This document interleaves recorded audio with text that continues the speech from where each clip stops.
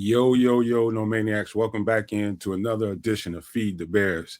And so, yeah, I'm coming in hot this time. Because we talked about it yesterday. We began a conversation about, the options of signing Trey Smith in free agency if he hits the market. And I keep my eye on the news on, whether or not he'll even hit the market in the first place. And, news is constantly coming out about whether they will or not let him hit free agency. I know this, that they have a serious need at, maintaining some offensive line continuity in that building. And they only have that much cap space to go around. So the truth is they really need Trey Smith to stay in that building and stay on that roster. But this is Trey Smith's first real big bite at the apple. And, the truth is he's got 2 rings behind him. So it's not about whether or not, he could be one of those guys that says, you know what, I want to chase more rings. I'll take the discount to stay on the team. I like where we're going, comfortable here. My family's here. He could do that. But the probably the truth is he's probably going to want to see what the free agent mark has for him. And by all appearances, it seems like it's going to be somewhere in between $22 million. I know I think the franchise tag hits at about 25 million. I don't know, but somewhere in that neighborhood. But he's whether or not he hits free agency, I think it's probably more likely that he does than not. That's Trey Smith. So we had that conversation about him yesterday and what I think the Bears should do in that regard. So let me take it back to the baseline. And the way I think about this is, instead of me pushing my narrative out there about what I think the Bears should do, I try to put myself in the shoes of a GM that's got a multi-million-dollar salary cap, bringing in a new head coach and a new offensive line guru that really knows what he's doing when it comes to development of offensive linemen. We had that conversation yesterday as well. And so let's stay there. And so how that conversation, I believe, should have played out. What happened actually, who knows how that plays out.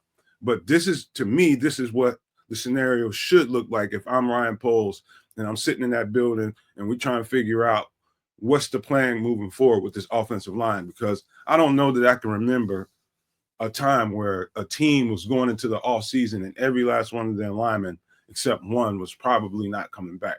Now, speaking of a lineman that can come back, all signs are pointing towards Tevin Jenkins is going to hit the free agent market. Now, this could go probably 2 ways. He can go out there and get some money. I just don't think the market for Tevin Jenkins is going to be strong whatsoever.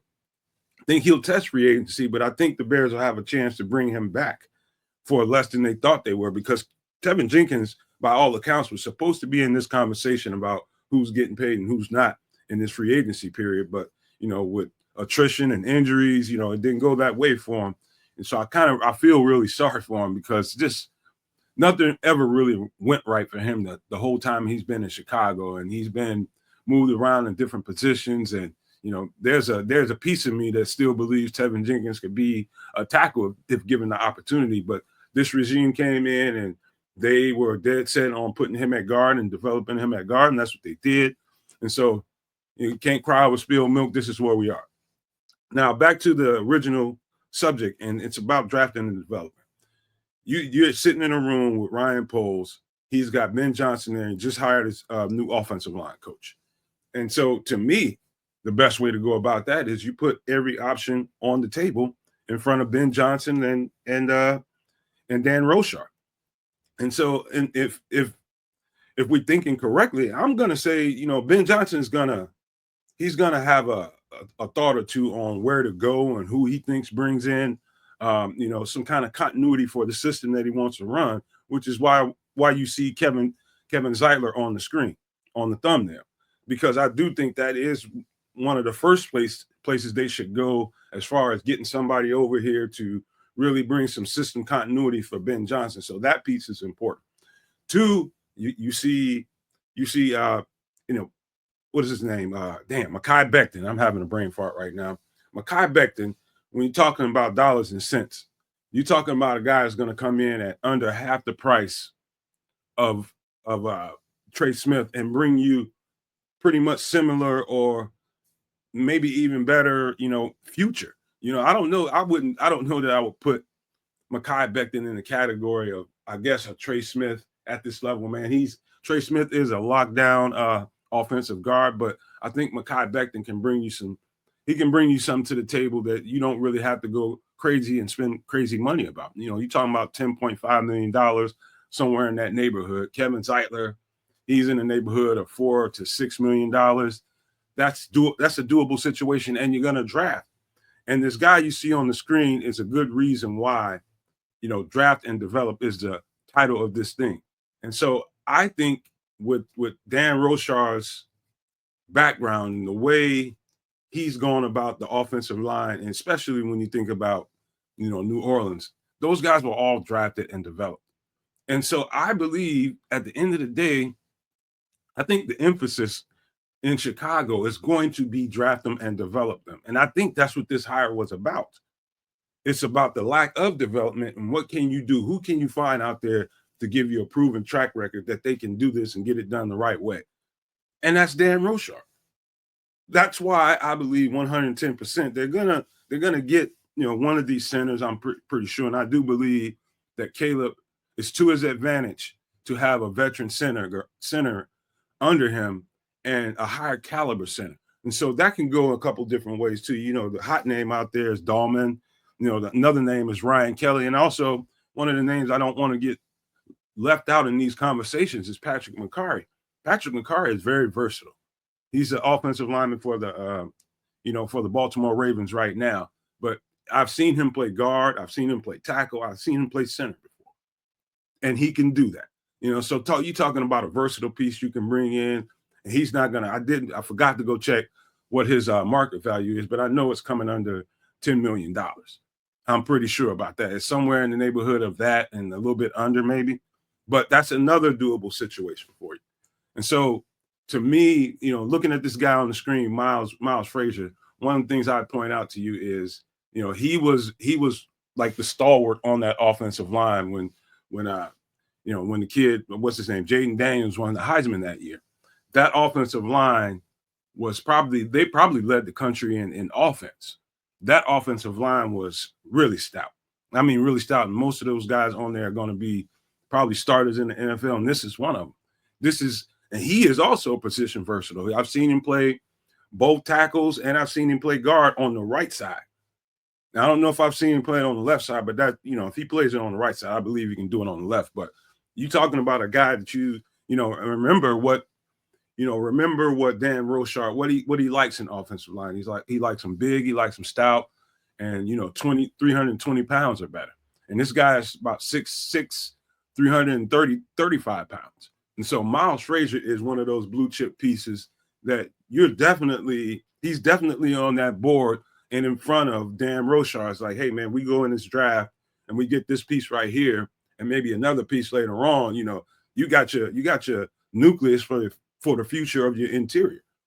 And so I just don't think with all of that known that Dan Rochar is sitting in front of Ryan Poles and Ben Johnson and saying, you know what, let's go ahead and spend $20 million on a guard. As good as Trey Smith is, I respect it.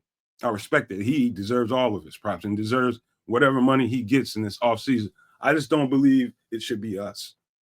I don't believe we're in a position to pay a guard $20 million when you have 4 guys to replace on your offensive line. It's just not feasible to me. Everybody will think about it how they think about it, but that doesn't make a whole lot of sense to me logically at all.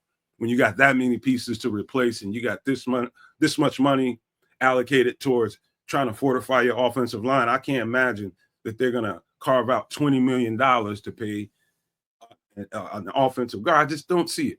I really, really don't. And I know it's probably frustrating for a lot of Bear fans out there because they don't want to hear it. People want to hear, let's go get Trey Smith. You got to come out of free agency with Trey Smith. I just don't believe that. I think you can get just as good a performer out of multiple players on that board in free agency than Trey Smith. You can get quality offensive line help along that, right down that list, man. I mentioned Mekhi Becton. You got James Daniels out there. That's another guy I'm high on. You got Patrick McCarry. You got Kevin Zeitler. You got Zach Martin out there. These guys are there. And, you know, with those kinds of options, this is not, I just don't see this as a situation where you can just, Ryan Poles is just going to leapfrog, you know, Dan Rochar's thoughts. And I don't think he's going to give the green light to signing a $20 million guard. I just don't see it, you know, and the idea is to, you know, you're drafting to maintain a nucleus for a long time.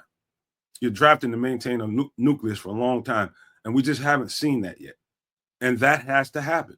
In order for Caleb Williams and this offense to get to the next level, they're going to have to start developing some guys. We have had poor development along the offensive line the entire time Ryan Poles has been here. And that's been one of the indictments I would have against him. You know, we were under the impression that he was going to come in here and really silence all of that stuff, man. Offensive line, without a good, solid offensive line, you're going nowhere anyways. You know, so it's all predicated off drafting and development, getting the right people in here, spending the time you need to spend to get them where you need to be. And you hope in a couple of years we're not having this conversation. But I'll tell you one thing. It sounds good right now to get Trey Smith for $22 million, however much money it is. But in a year or two, that's not going to look good sitting there on that cap. It's not going to look good, especially if they go into this draft and do what I think they're going to do and really fortify these trenches with these. You already paid $20 million. You're stuck with that, you know. So that's just my thoughts on this whole situation. One more time before we get out of here, I do think Miles Frazier is a blue chip piece. You need to check this guy out. If you haven't, man, you really are missing out. But before we leave up out of here, I gotta remind you guys real quick this.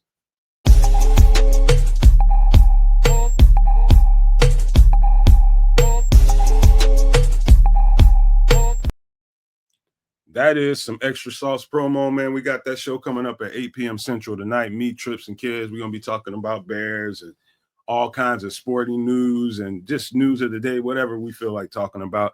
It's one of those shows where we can just kind of let our hair down and kind of relax and talk and laugh. And, you know, it's one of those community things. It's a community show for everybody, you know, just kind of get away from, you know, the regular stuff of a day, you know what I mean? So really enjoy doing that show with my boys, man. Don't forget that at 8 p.m. Central. And before we get out of here, if you like this new content we're doing every day, you like this daily content, show your love and hit that subscribe button because I will keep cranking it out. We'll keep having these conversations moving forward, man. But I want to appreciate you guys and say thank you and leave you with these famous words. If you can think it and you can see it, people, there's no reason in the world why you cannot absolutely manifest it. Do not be a prisoner of your own mind. With that being said, I am